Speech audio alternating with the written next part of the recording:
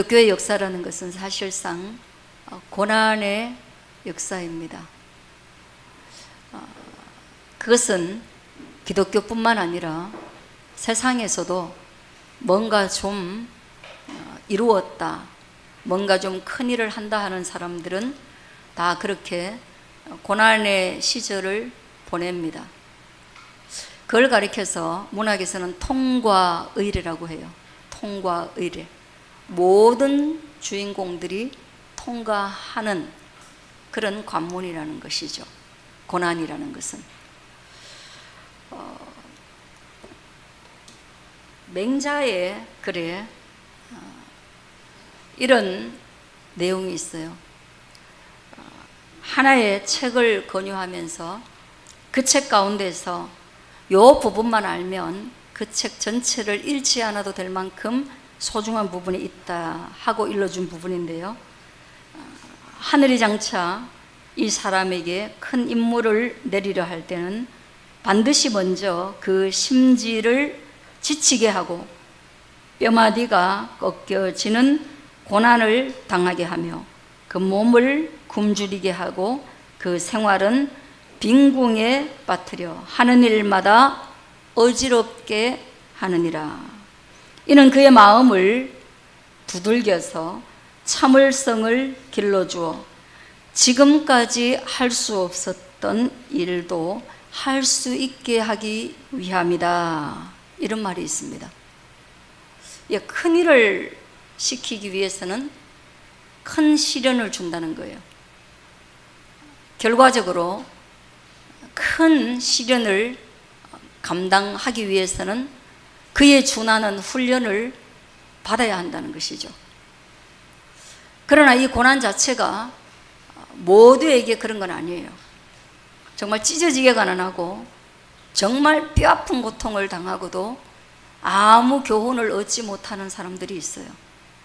그런데 이런 시련과 고난을 인생의 자양분으로 삼아서 정말 고생했는데 정말 훌륭하게 자라는 그런 일도 있습니다. 그러니 고난이라는 것은 훌륭한 사람들에게는 필연적인 것입니다. 그러나 그 고난 자체가 힘이 있어서 모두를 훌륭하게 만드는 것은 아니라는 얘기죠. 그렇죠? 성경의 고난은 이것과는 조금 다릅니다. 성경은 큰 일을 시키기 위해서 고난의 과정을 겪게 한다. 그게 부분적으로는 맞을 수 있지만 더 중요한 것은 뭐냐 하면 큰 일을 겪을 때, 시련을 당할 때, 광야를 지날 때 그래도 하나님이 있다는 것을 아는 사람들은 정말로 그런 고통 앞에서 하나님의 이름을 부르게 되더라는 겁니다.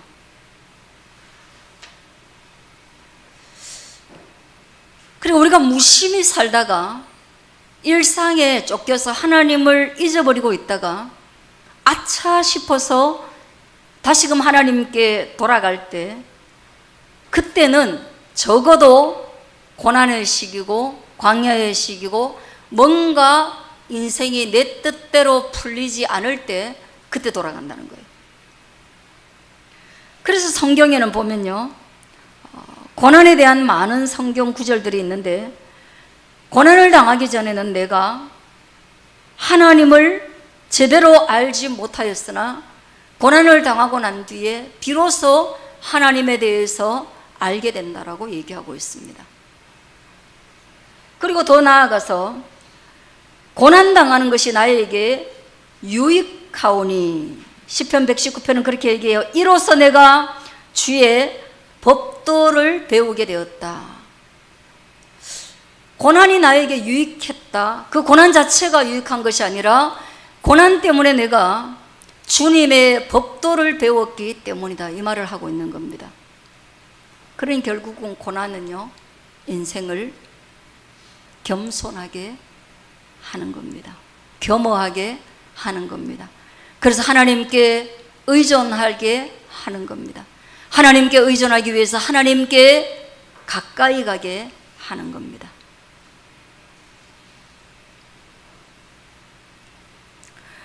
그러다 보니 고난은 기독교와 뗄래야 뗄 수 없고 주의 종들과 뗄래야 뗄 수 없고 평범한 그리스도인들도 이런 시련과 고난의 시간을 겪을 수밖에 없는 거예요. 그리고 화려하게 교회가 성장하고 하나님의 능력이 교회 가운데 나타날 때에도 여전히 고난의 시간은 성경 속에 끊임없이 존재하고 있다는 겁니다. 그러니까 우리가 육체를 가지고 이 세상에 살고 있다면 단 한순간도 우리는 고난이라는 것을 뗄래야 뗄 수 없는 우리의 친구라고 생각하시면 됩니다.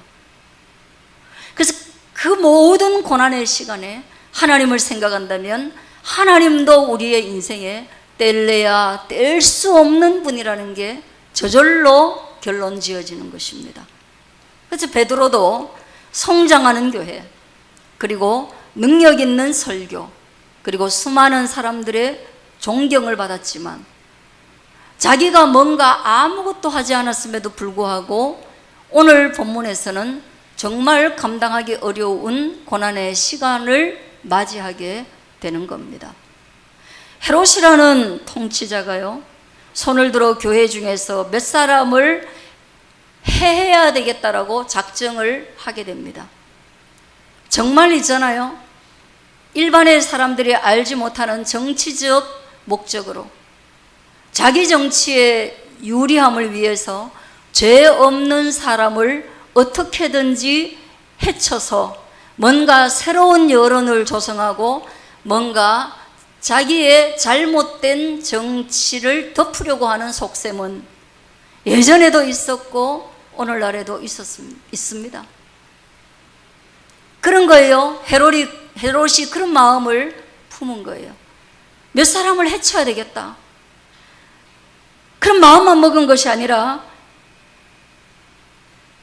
실천함으로 요한의 형제 야고보를 칼로 죽였습니다. 교수형이 아니라 이 차명이죠. 차명이 처해져서 칼에 배임을 당하여서 한 사람이 순교를 하게 됩니다. 내가 그런 생각을 해서 한 사람을 죽였는데 이거 여론을 보니까 3절에 유대인들이 이 일을 기뻐하는 거예요. 손을 들어 교회 중에 몇 사람을 해하고자 하는데 그 교회 중에 야고보를 칼로 죽이고 나니까 유대인들이 좋아하는 거예요. 그러니까 여러분, 초대의 교회, 초대의 기독교인과 유대교는 다르다는 걸 알 수 있습니다. 여러분, 유대교는 오실 메시아를 지금도 기다리고 있는 사람들이 지금도 유대교인들입니다. 우리가 알고 있는 이스라엘 땅은 지금도 다 유대교도들입니다. 아직도 오실 메시아를 기다리고 있습니다. 그 오실 메시아가 지금 한순간도 전쟁에서 자유롭지 못한 이스라엘 땅에 평화의 왕으로 오시고 다윗과 같은 통일 군주로 오셔가지고 이스라엘을 모든 폭압과 주변 전쟁의 위험으로부터 구원해 주실 그런 메시아를 아직도 기다리고 있습니다. 그러나 여기 학대받고 있는, 핍박받고 있는 교회라는 것은 뭡니까? 이거는 기독교인들입니다.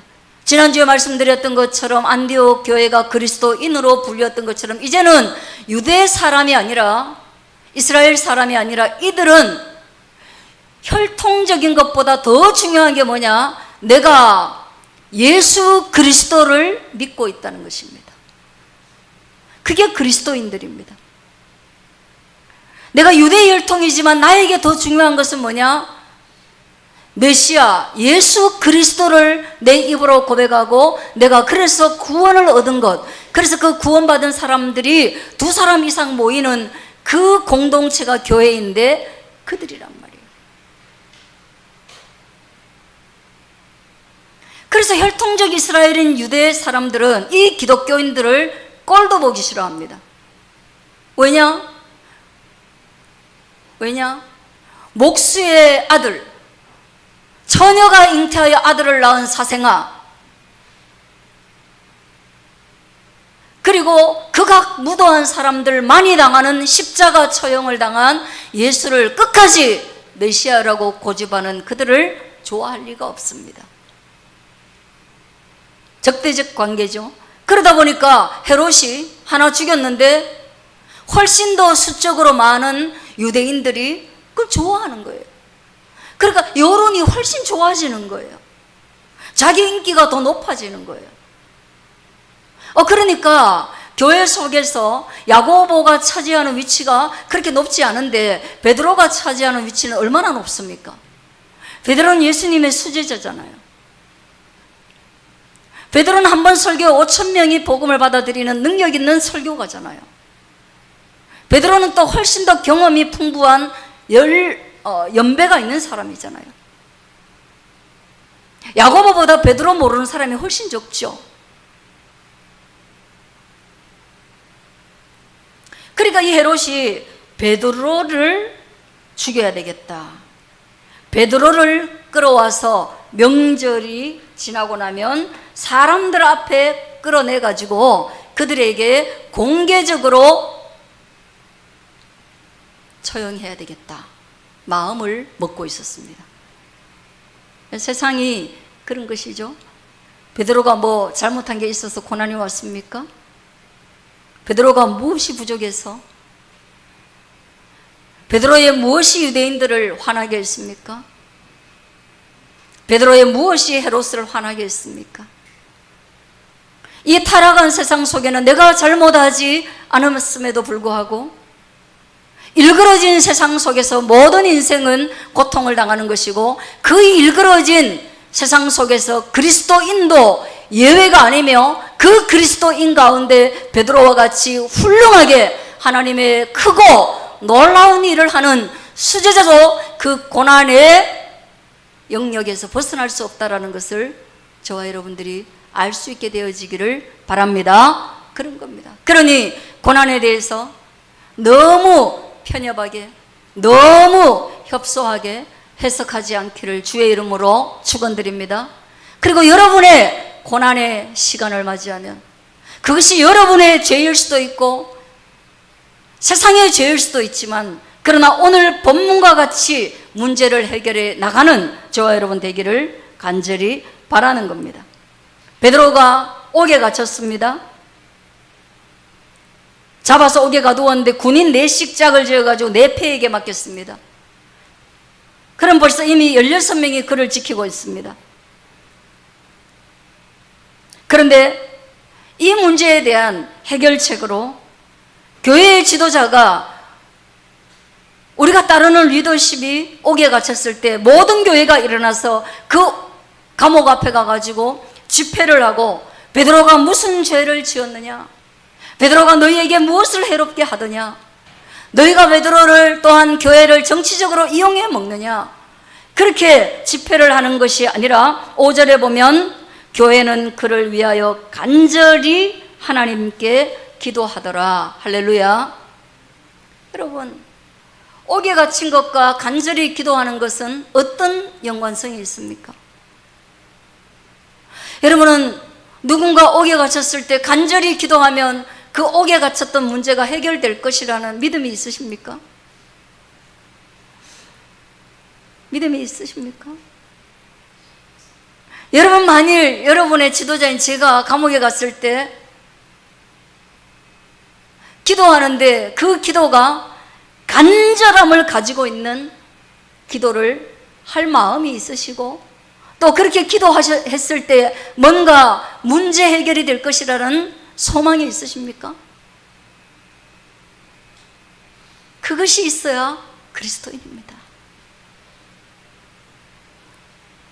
여러분, 내가 만들지 않은 문제나 내가 망쳐놓지 않은 인생이 엉켜진 실타래와 같이 고난 속에 얽혀있고 내가 감당할 수 없는 힘에 의해 제압당하고 있는, 그래서 16명의 사람이 지키고 있는 이 위태롭고도 이 무거운 상황 가운데서 내가 간절히 하나님께 기도하면, 그러면 내 기도를 들으시는 하나님께서 이 문제를 해결해 주실 것이라는 믿음을 가질 수 있기를 주의 이름으로 축원합니다. 그런 믿음이 있기를 바랍니다. 여러분, 위기의 순간에 기도를 놓지 않기를 바랍니다. 그리고 또 하나, 한번 따라 하시겠습니다. 이기는 팀의 특징은 다르다. 여러분, 축구 경기에서 이기는 팀이 어떻게 싸우던가요?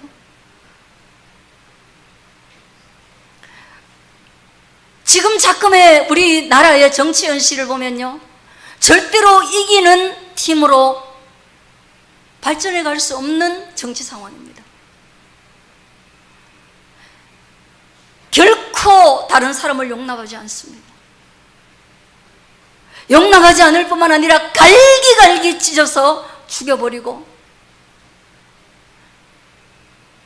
그리고 그 죽여버린 사람들의 시신이 가득한 현장에 또 새로운 일꾼들이 세워지면 어떻게 잘 자라가겠습니까? 온 사방이 다 피투성인데.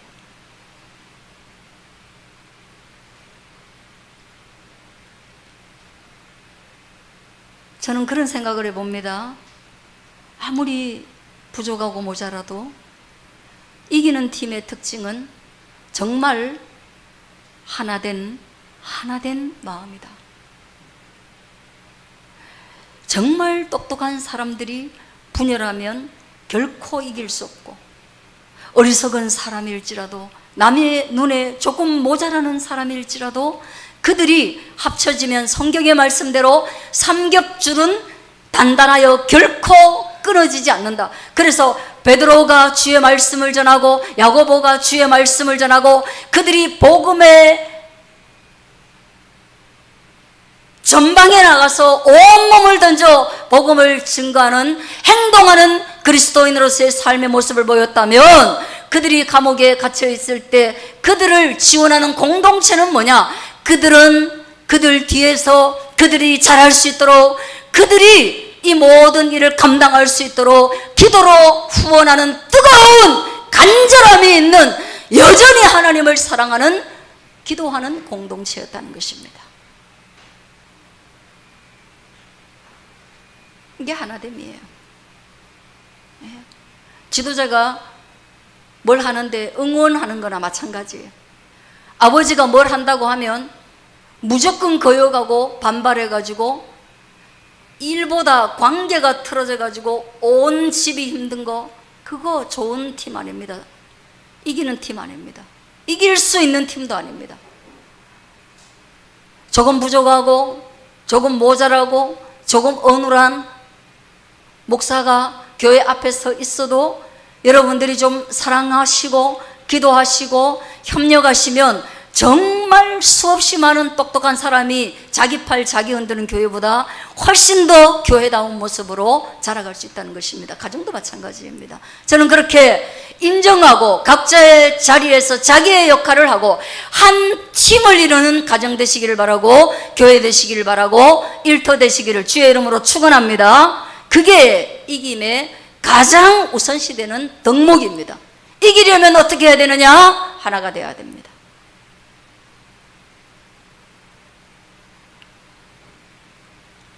그렇게 기도하는데요, 희한한 일이 벌어집니다. 간절히 하나님께 기도하는데요, 희한한 일이 벌어져요. 헤롯이 잡아내려고 하던 그 전날 밤에 6절이에요. 두 군인 틈에서, 군인 둘이 바로 옆에 틈에 있어요. 두 쇠사슬에 매여 누워 자는데 파수꾼들이 문 밖에서 옥을 지키더라. 와, 안에도 지키고 밖에도 지키고 뒤에 보면 1관문 2관문 또 지키고, 그러니까 한 16명이 지킬 수 있었겠죠. 근데 거기에서 호련히 주의 사자가 나타납니다. 7절이에요. 그리고 옥중에는 광채가 빛나며, 천사가 거기 등장했으니까 천사가 하나님의 사람이요 빛과 진리에 속한 세계의 천사이기 때문에 그 공간이 빛나게 된 거죠. 그리고 이 천사가요, 이 베드로를 옆구리를 툭 쳐가지고 깨웁니다. 그리고 야야 급해 일어나, 이렇게 말하는 거예요. 참 베드로도 인간한 사람이에요. 이 와중에 옆구리를 쳐서 깨워야 될 만큼 깊이 잠들어서 숙면을 취하고 있어요. 어쩌면 베드로는 죽음을 두려워하지 않는 믿음이 있었던 것 같습니다. 어쩌면 베드로는 그 고난 속에서 정말 풍랑이 이는 바다와 같은 곳에서 그 풍랑을 느끼지 않은 것 같아요.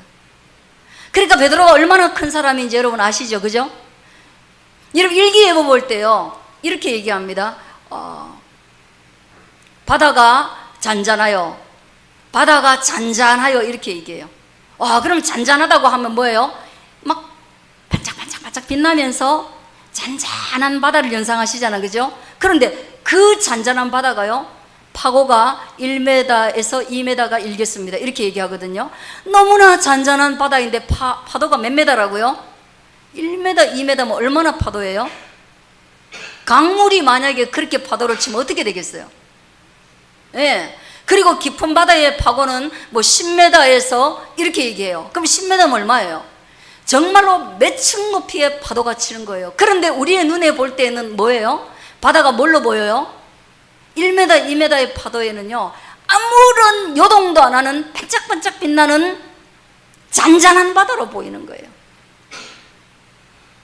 그러니까 통이 크고 있잖아요. 베드로와 같이 그래도 예수에 대해서 알고 믿음의 확고한 신앙이 있고 그러면 뭐예요? 그 속에서 이 정도의 파고 속에서는요 1m, 2m의 파고 속에서는 잔잔히 잠을 잘 수 있다는 거예요. 산전수전 다 겪어서 그런 거 아니에요, 여러분. 믿음의 확신 때문에 그런 거예요. 그래서 연세가 많이 드신 분들이 막 조급해하지 않고 앵앵거리지 않는 거예요. 왜? 많은 파고를 경험하면서 마음이 커진 거예요. 믿음도 마찬가지입니다. 베드로가 그렇게 커진 거예요. 그래서 거기에서 평안히 잠잘 수 있었어요. 저와 여러분이 그런 믿음을 소유하게 되기를 주의 이름으로 축원합니다. 너무 그러지 마요.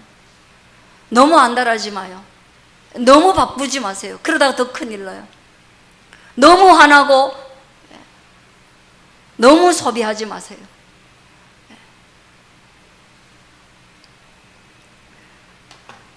천사가요 온갖 걸 다 일러줘요. 띠띠고 신어. 베드로가 그대로 해요. 그러니까 천사가 또 이르되 8절 겉옷 또 입었어요. 그러고 나니까 천사가 뭐라 그래요? 따라와. 베드로가 따라 나가니까 뭐예요? 천사가 하는 것이 생시인 줄 알지 못하고 환상을 보는가 하니라. 여러분 우리가 앞부분에 계속 환상이라는 것은 비전이라고 그랬습니다. 그러나 오늘 이 부분에 생시와 반대되는 환상으로 번역이 되어 있지만 그러나 영어 성경에는 보면 Everything was only a dream. 이거 다 단지 꿈이라고 생각한 거예요. 이거 다 내가 자고 있었으니까 이거 꿈이라고 생각한 거예요. 뭐가? 감옥에 있는 것이 꿈이 아니라 천사가 나타나서 자기를 탈출시켜주는 것이 꿈이라고 생각한 거예요. 그런데 첫째 둘째 파수를 지나가지고 시내를 통한 쇠문에 이르러가지고 문이 어떻게 열려요? 저절로 열리는지라. 저절로 열리는지라. 쇠문이 저절로 열리는 거예요. 여러분 돌문이 저절로 열리려면 어떻게 해야 돼요? 에? 열려라 참게 하면 돼요. 에? 열려라 참게 하면 열려요. 이 쇠문이요 천사하고 같이 가니까 저절로 열렸어요. 그리고 한 거리를 지나가가지고 천사가 떠나고 나니까 비로소 베드로가 11절에 정신이 들어가지고 이제야 참으로 주께서 그의 천사를 보내어 나를 헤롯의 손에서 벗어나게 해주신 것입니다. 문제가 기도를 통해서 그리고 도움는 천사를 통해서 헤롯의 손을 벗어나는 문제 해결의 과정이 나오는 것입니다. 할렐루야. 그리고 또 하나 유대 백성의 모든 기대에서 벗어나게 하신 줄 알겠다. 유대 백성은 어떤 기대를 하고 있습니까? 여러분 유대 백성이 어떤 기대를 하고 있어요? 메시아의 욕을 보이는 베드로가 헤롯의 손에 의해서 처참하게 관중 앞에 백성 앞에 끌려 나와가지고 온갖 부끄러움을 타당하고 창피를 당하고 죽기를 바라는 거죠. 이게 유대 사람들의 기대예요. 그리고 나면 우리 속이 다 시원하겠다. 여러분, 정치인들은 이런 게 되게 많습니다. 자기 반대편에 서 있는 사람들 욕 보이는 거요, 부끄럽게 하는 거요, 여론 앞에서, 언론 앞에서 부끄럽게 하고요, 검찰청 앞에서 부끄럽게 하는 거 엄청 많습니다. 이거 옛날이나 지금이나 똑같습니다. 대중심판이 이루어질 때 이거 검찰 앞에서 포토라인에 서는 것과 다를 게 하나도 없습니다. 왜 그렇게 서게 합니까? 이 모든 체면을 다 없애고요, 아직 죄가 결정되지 않았음에도 불구하고 모든 이미지를 다 손상시키는 것이에요. 그리고 그가 유죄받기를 다 기대하는 거예요. 유대인들이 그런 기대를 가졌는데요, 그 기대를 벗어나게 하신 줄을 베드로가 비로소 깨달은 것입니다. 할렐루야. 예수 믿는 사람들이 어려움을 당하고, 집사가, 기독교인들이, 목사가 어려움을 당하고,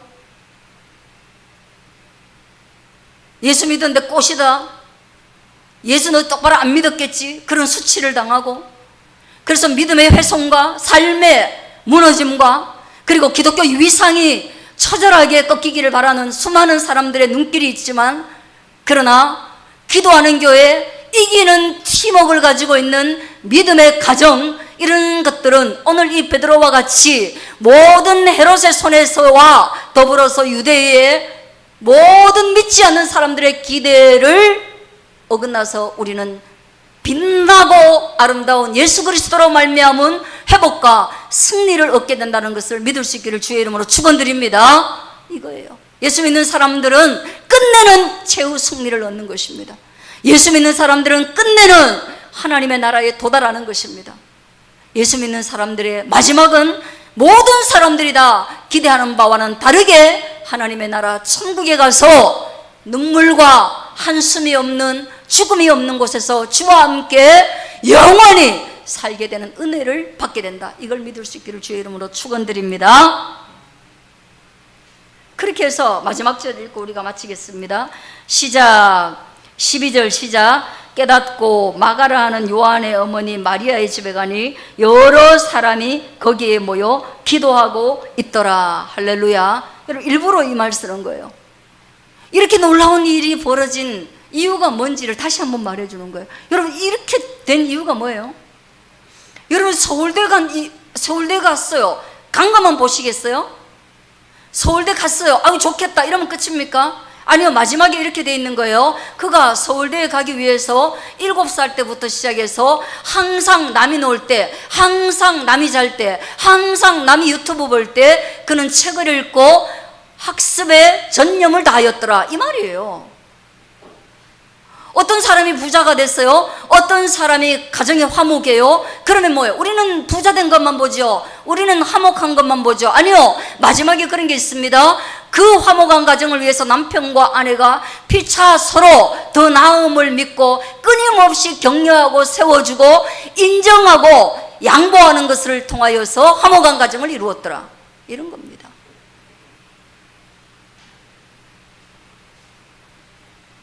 그리고 교회는 그 기도의 기초 위에 서 있습니다. 여러분도 거기에 서시기를 바랍니다. 기도하겠습니다.